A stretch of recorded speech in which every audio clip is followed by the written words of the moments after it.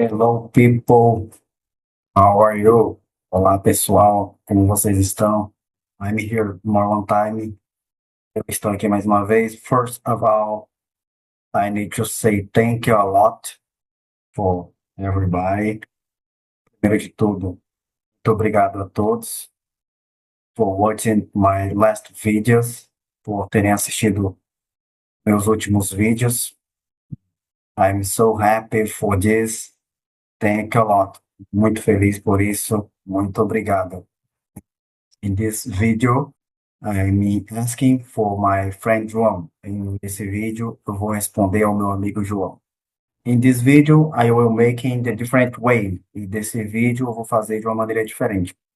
I will make a traditional video. Eu vou fazer um vídeo tradicional.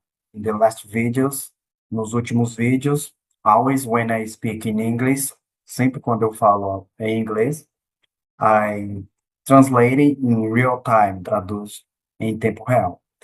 He asked me about the uh, changes languages. Ele me perguntou sobre mudanças, variações na língua, tá? So, let's go for the next slide. Então, vamos lá para o primeiro slide. No primeiro slide aqui, a gente vê grammar, gramática, né? As variações linguísticas. The linguistics changes, né? As variações linguísticas. Esse vai ser um videozinho curto, como eu falei antes, só para estar mostrando para esse meu amigo algumas variações da língua inglesa, né? Então, o título nós já sabemos, variações nas línguas portuguesa e língua inglesa. Não é a minha praia, mas falando um pouquinho do português aqui, né? Nós já ouvimos os nossos avós, tataravós, sempre eles usavam voz me ser. Qual é o objetivo de toda língua falada? É tornar ela mais fluida, tornar ela menos travada, né? Então, antigamente se falava assim, voz me ser, tornando a língua muito travada. Voz me ser vai trabalhar, né? Voz me ser vai estudar. Passou-se o tempo e hoje a gente já vê falar, você vai trabalhar, né? Houve uma atualização. Você vai trabalhar, você vai estudar, então algo mais fluido. E hoje em dia, de maneira informal, você já vê muitas pessoas falando: você vai trabalhar, você vai estudar. Então, tornou-se mais fluida ainda, menos travada, né? Um pouquinho também sobre o inglês, nós percebemos também algumas evoluções, né?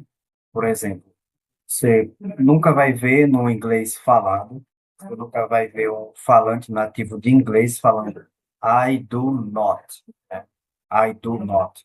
Ele vai falar I don't, para tornar a língua mais fluida, menos travada. Coloquei até um exemplo aqui para a gente ver, ó.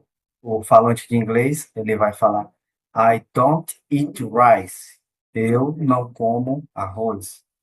Você nunca vai ver um falante de inglês falando I do not eat rice. Então, eles sempre vão falar I don't eat rice.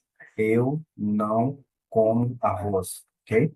Você vai ver, em muitos casos, do not, is not, em alguns manuais de instrução de algum tipo de equipamento. Do not turn off, não desligue. Do not turn on, não ligue, né? Em algumas situações também vocês vão ver em algumas placas de sinalização também, tá? Do not smoking, não é permitido fumar. Do not open, não é permitido abrir. Do not close, não é permitido fechar.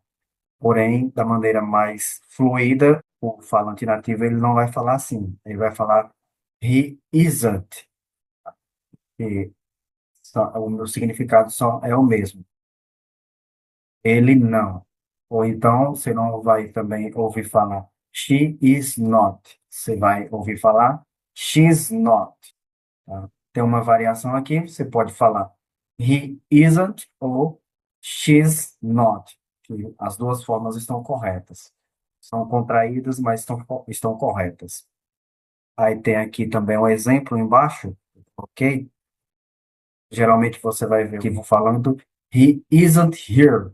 Ou seja, ele não está aqui. She's not here.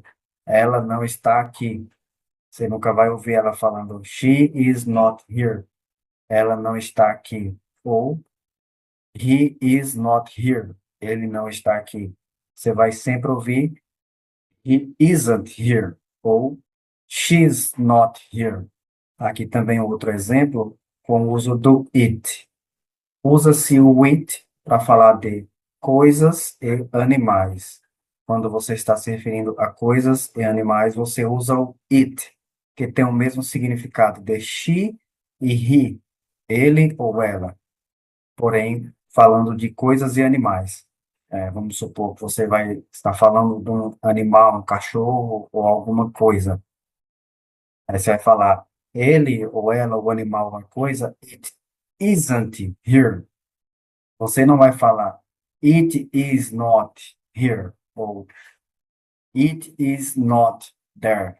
Não, ele não está aqui ou ele não está lá. Você vai ouvir o falante nativo falando it isn't here. Ele não está aqui. Ou it's not here.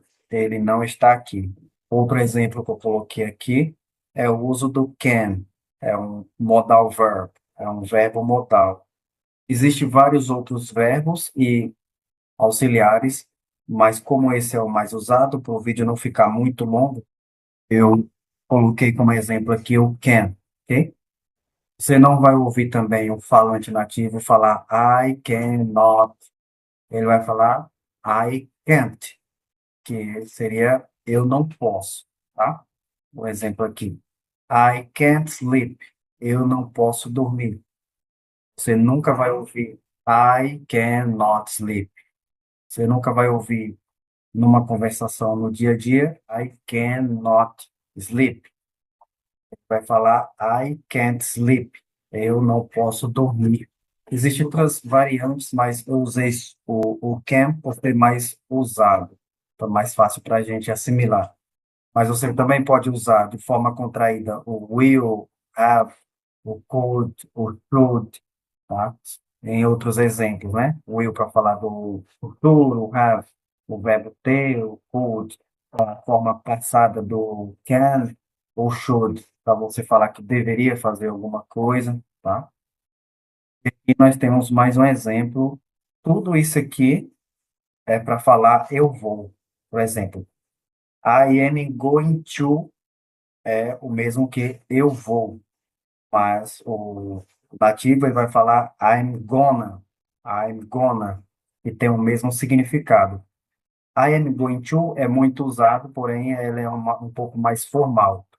Usa-se mais I am going to quando você está em sala de aula, o professor ele vai usar com mais frequência. Mas no dia a dia, na rua, você vai ouvir o I'm gonna, que tem o mesmo significado. Por exemplo, aqui embaixo. I'm gonna work. Eu vou trabalhar. Você nunca vai ouvir o nativo falando uma conversação. I am going to work. Ele vai falar I'm gonna work, tá? O outro exemplo que tem aqui é com referência ao verbo querer. I want. I want to. Mas o nativo ele vai falar I wanna. Ele vai falar I wanna work. Ele não vai falar I want to work. Ele vai falar I wanna work, que significa eu quero trabalhar. No dia a dia você não vai usar I'm going to, você vai usar I'm gonna, e você não vai usar I want to, você vai usar I wanna. I'm gonna work, eu vou trabalhar. I wanna work, eu quero trabalhar.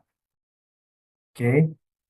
Foi um videozinho curto, só para responder ao nosso amigo João, a respeito da pergunta dele. Obrigado mais uma vez.